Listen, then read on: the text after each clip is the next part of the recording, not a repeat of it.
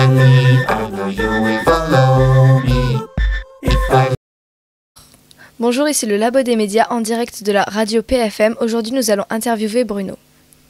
Alors, à quoi sert une radio ? Bonjour, avant toute chose, à quoi sert une radio ? C'est une vaste et grande question. À informer, première chose, puisqu'une radio est un média, donc une radio donne des informations.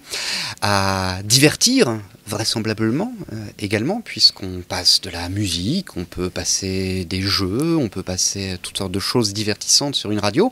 Vraisemblablement à instruire également, puisqu'une partie des programmes des radios a une vocation instructive et éducative, parfois pédagogique.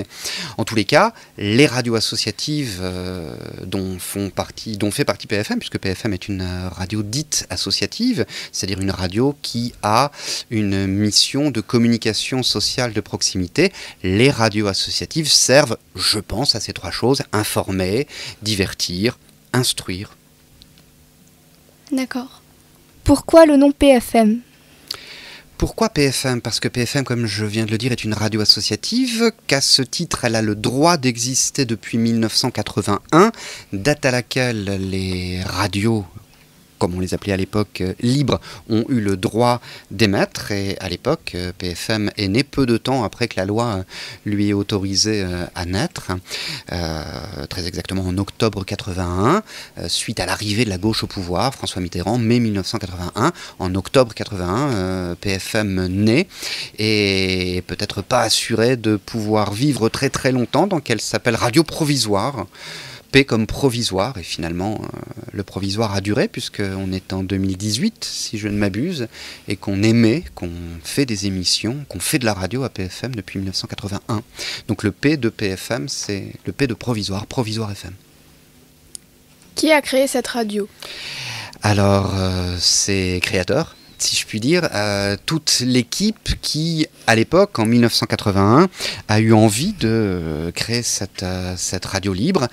Certains d'entre eux sont toujours de la radio, certains d'entre eux sont toujours membres du CA. Je pense notamment à monsieur Jean Pasqualini, qui est actuellement secrétaire de l'association et qui est un des fondateurs de cette radio. 1981, je suis extrêmement mauvais en calcul mental, mais vous allez m'aider. 2018 moins 1981, ça fait presque 37 ans cette affaire.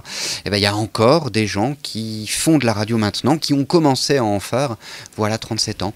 Mais les fondateurs de Radio PFM, c'était un groupe de gens qui, à l'époque, a eu envie de se saisir de cette chance qu'on leur donnait de pouvoir faire de la radio, de pouvoir faire naître un média autre, un média alternatif, puisque les radios associatives sont des médias alternatifs au sens où ils proposent, ces médias, autre chose que ce qu'on entend généralement sur la bande FM.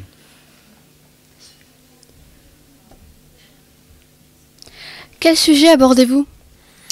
Alors j'oserais dire tous, j'espère, puisqu'il n'y a pas de tabou, et ce serait bien dommage que sur une radio dite libre, on n'ait pas la liberté de ton ou la liberté de choix des sujets, donc les sujets qu'on aborde sont variés.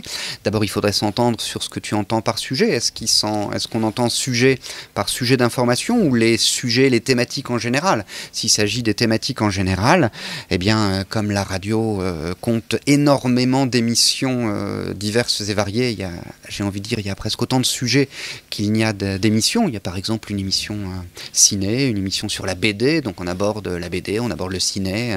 Il y a plein d'émissions musicales sur des genres très divers, je sais pas, le garage, le rock garage par exemple. Donc on aborde toute l'actualité musicale du rock garage, comme du reggae dans les émissions reggae, comme des émissions comme les musiques tropicales dans les émissions dédiées aux musiques des îles. Donc on aborde tout type de sujets musicaux, culturels, et puis dans l'information, je le rappelle, je l'ai dit tout à l'heure, les radios associatives ont une mission de communication sociale de proximité.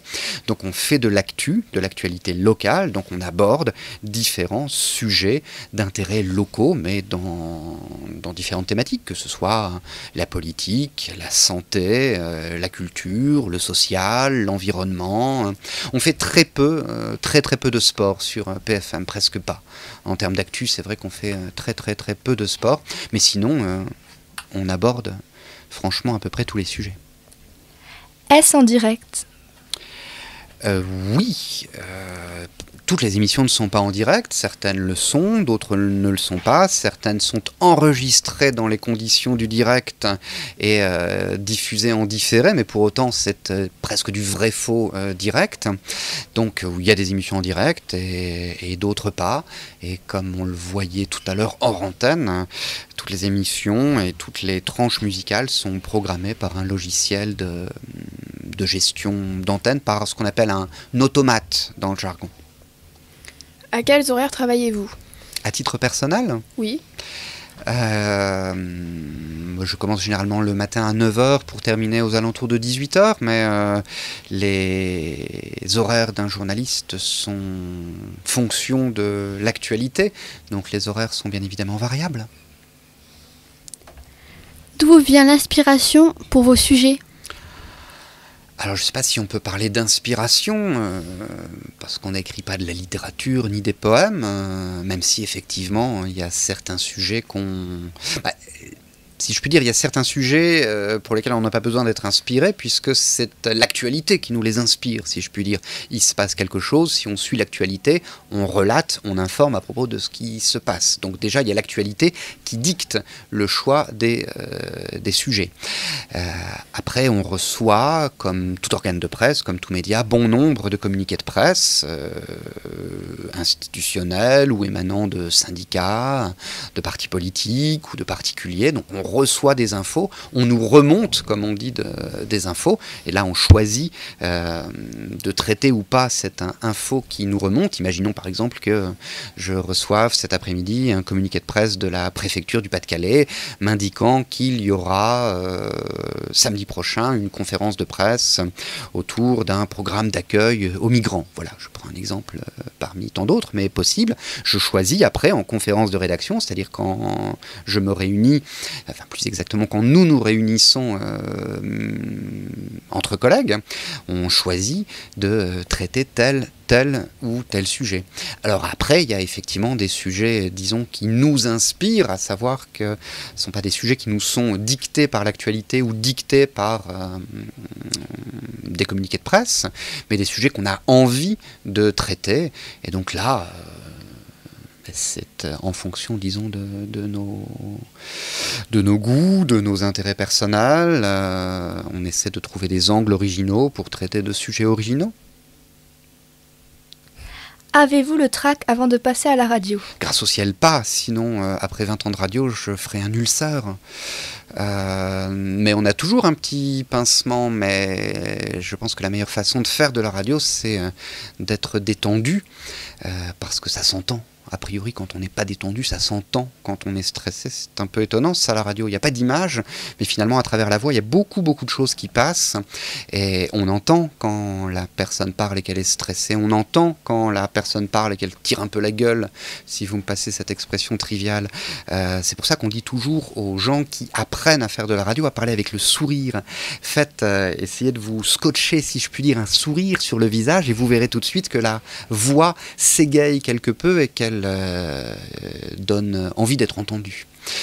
Pour en revenir à ta question et au track, on a toujours un petit pincement avant de passer en direct. Et puis après, quand on reçoit un invité, par exemple, dans le cadre d'un entretien radiophonique, il y a des invités qui sont plus ou moins des bons clients, comme on dit dans le jargon. Donc il y a des invités qui sont plus ou moins compliqués et pour lesquels on peut avoir effectivement plus ou moins le track. Moi, j'ai souvenir d'avoir interviewé, pas sur cette antenne, mais sur une autre radio associative de la région, des hommes politiques, notamment un qui était particulièrement redouté, parce que particulièrement retors, parce que particulièrement mal aimable, parce que particulièrement difficile à interviewer. Donc ouais, là j'avais un petit peu le trac. C'est pas du trac, c'est un peu de, comment dirais-je, de stress, mais il y a du bon stress aussi.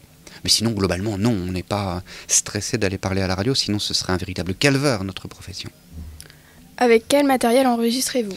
Alors avec le matériel que tu as devant ton nez ou devant ta bouche, plus exactement, avec des micros quand on est en studio, et puis sinon sur le terrain avec un matériel de reportage, avec des magnétophones numériques. Je ne sais pas si j'ai le droit de faire de la publicité dans le club média, mais bon, allez, c'est parti, on va en faire, ils n'en ont pas besoin. On enregistre avec des magnétophones de marque Nagra, qui est une marque suisse de magnétophones, qui est une marque, c'est un peu la Rolls-Royce du magnétophone, si vous voyez ce que je veux dire, ou la Ferrari du magnétophone, si vous voyez ce que je veux dire. C'est une marque très, très cotée, très courue, très chère. Nagra est historiquement un des premiers fabricants de magnétophones analogiques, donc des magnétophones à bande. Si vous regardez des vieilles photos, pas si vieilles que ça, ma foi, hein, si vous prenez des photos d'il y a 20 ans, c'est pas comme si c'était au siècle dernier. Encore que si, il y a 20 ans, c'était le siècle dernier, mais bon, ça c'est une autre histoire. Mais si vous prenez des photos de journalistes d'il y a 20 ans, vous les verrez charriant sur leur épaule un énorme magnétophone, enfin énorme, de la taille d'une petite valise, qui faisait 11 kilos. C'était un magnétophone à bande et c'était un magnétophone Nagra. Maintenant, ça tient dans mon poing. Sortez-vous de la radio pour interviewer d'autres personnes? Et grâce au ciel, oui. Sinon, nous serions de piètres reporters si nous n'allions pas sur le terrain. Bien sûr, il va de soi que le travail de journaliste sur une radio, quelle qu'elle soit associative ou pas, c'est un travail de desk, comme on dit, un travail de bureau, un travail de studio aussi. On invite des gens à venir en studio, témoigner, discuter, dialoguer, mais on va aussi, bien évidemment, sur le terrain pour enregistrer, pour faire des reportages. D'ailleurs, c'est contenu, disons, dans la fonction des journalistes radio, leur fonction, comment dirais-je, sur le papier, administrativement parlant, ils sont généralement présentateurs, reporters, rédacteurs. Présentateurs, ils sont derrière le micro, ils présentent. Reporters, ils sont sur le terrain. Rédacteurs, ils écrivent tout en montant. D'accord. Merci d'avoir répondu à nos questions. C'était le Labo des médias en direct de PFM. 99.9. Merci. Merci à vous. Merci. Merci. Au revoir. Au revoir.